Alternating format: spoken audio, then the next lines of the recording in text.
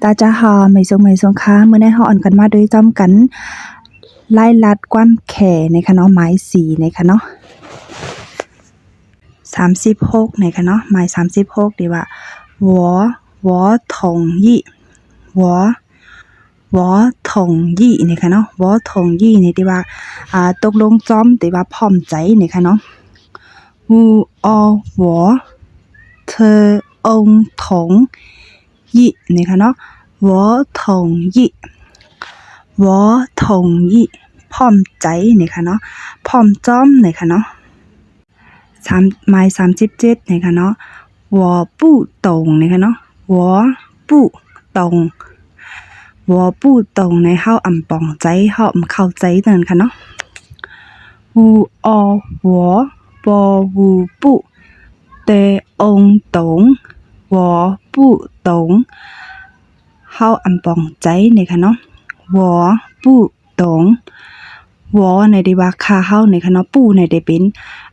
อ่ำนะคะเนาะได้เป็นอ่ำนะคะตรงในได้ว่าเข้าใจอันนั้นก็ปองใจนะคะเหมือนจะว่าเปิ้นนี่ตรงละมาเหมือนจะว่าไม่เข้าใจย่อ5สู่เข้าใจย่อ5ในได้ว่าวอตรงละเฮาเข้าใจย่อเฮาปองใจย่อนะคะเนาะอันนี้ได้ว่าวอปู่ตรงเนี่ยเฮาอำปองใจนะคะเนาะ38นะคะเนาะหมาย38ที่ว่า你好吗เนี่ยที่ว่าอยู่ลีอยู่ค่า5นะคะเนาะเหมือนจะว่า你好เนี่ยที่ว่าไม่สงค่านะคะเนาะไม่สงค่านะคะเนาะ你好เนี่ย你好吗เนี่ยซ้ำที่ว่าอยู่ลีอยู่5นะคะเนาะอยู่ลีอยู่ค่า5นะคะนี้เนี่ยที่ว่าสู่นะคะเนาะ好เนี่ยที่ว่าลีค่ะเนาะแคมเนี่ยเฮาในที่ว่าลีอันนั้นก็แคมนะคะมาในได้เป็นความถามนะคะเนาะนี้เฮามาปว่ามารวมกันก็ที่ว่าอยู่ลี5นะคะเนาะอยู่ลีอยู่5นะคะ39นะคะเนาะหมาย39ที่ว่า我是เหมือนจะว่า我是เนี่ยค่าเฮาเป็นนะคะเนาะเฮาเป็นที่ว่าจังไหนคะเนาะเหมือนจะว่าค่าเฮาเป็นเคในที่ว่า我是中国人นะคะเนาะ我是中国人ที่ว่าค่าเฮาเป็นเคเนี่ยเนาะเหมือนจะว่าค่าเฮาเป็นมานในที่ว่าเฮาเป็นคนเมืองมานนะคะเนาะเขาเรียกว่า我是缅甸人我是缅甸人ค่าเฮาเป็นคนเมืองมานค่านะคะเนาะมันได้เป็นจังไหนคะ我เนี่ยที่ว่าค่าเฮาเนี่ยค่ะเนาะชื่อเนี่ยที่ว่าเป็นมันก็ใจนะคะเนาะชื่อเนี่ยตัวเร็วได้ที่ว่าเป็นมันก็ใจนะคะ我是นะค่าเฮาเป็นนะคะเนาะ我是ค่าเฮาเป็นนะคะเนาะหมาย40นะคะเนาะหมาย40ที่ว่า你是谁นะคะเนาะ你是谁เนี่ยที่ว่าสู่เป็นไผนะคะเนาะนี่เนี่ยแน่ยินนี้ที่ว่าสู่นะคะเนาะแน่ยินนี้ที่ว่าสู่นะคะ是一是นะคะเนาะ是一是你是谁是为谁你是谁นะคะเนาะสู่เป็นไผนะคะเนาะ为谁是为谁นะคะเนาะ为谁คือนั่งเลยนะคะเนาะ你是谁สู่เป็นไผนะคะเนาะ谁呀谁来นะ谁เนี่ยได้ว่าเป็นไผนะคะเนาะเป็นไผนะคะ谁呀เป็นไผนะคะเนาะเหมือนจังว่าจังได๋พอถามว่าสู่เป็นไผเนี่ยได้ว่า你是谁นะคะเนาะเหมือนจังว่าเปิ้นมาต่อยพักตูเฮาเนี่ยเฮาได้ว่าเป็นไผเนี่ยเฮาได้ว่าจังได๋คะเนาะ谁呀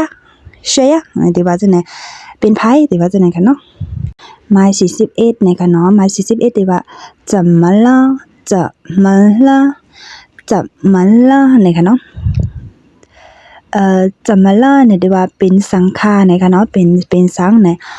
怎么了สู่เป็นสังตีเหมือนจังถามจังนั้นค่ะเนาะหมาย42นะคะเนาะหมาย42ได้ว่า你在哪里นะคะเนาะ你在哪里สู่มีที่ไหนนะคะเนาะสู่ตะเลียวสู่อยู่ที่ไหนตะเลียวสู่มีที่ไหนจังนั้นค่ะเนาะความถามเป็นจังนั้นค่ะ你在ใจในที่ว่าอยู่อันนั้นก็มีนะคะเนาะ哪里ในที่ว่าตีไหลนะคะเนาะ哪里ที่ว่าตีไหลนะคะ你在哪里นะคะเนาะ你在哪里นะคะสูมีตีไหลนะคะเนาะต่อเหลียวสูมีตีไหลที่เป็นความถามจังไหนค่ะหมาย43นะคะเนาะที่ว่า你在做什么你在做什么หนีเนี่ยที่ว่าเป็นสูหนีได้ฮู้ยาวค่ะเนาะใจเนี่ยก็ต่อเหลวเนี่ยค่ะเนาะจ่อเนี่ยที่ว่าเฮ็ดเนี่ยค่ะเนาะจ่อเนี่ยที่ว่าเฮ็ดเนี่ยค่ะเนาะ什么เนี่ยเป็นอีสานเนี่ยค่ะเนาะเหมือนจังว่าเป็นห้องจื้อเฮาเนี่ยก็老师เหมือนจังว่าห้อง老师เนี่ยเฮาได้ขึ้นตอบว่า什么นะอีสานเนี่ยเหมือนจังไหนก็มันว่าอะไรเนี่ยค่ะเนาะ什么ในหลายๆก็มันใจอะไรอยู่ค่ะมันว่าอะไรอยู่เนี่ยค่ะเนาะ你在做什么你在做什么สูตื้อเฮ็ดสังอยู่นะคะเนาะสูตื้อเฮ็ดสังอยู่ในที่ว่าจังคือค่ะ你在做什么นะคะเนาะ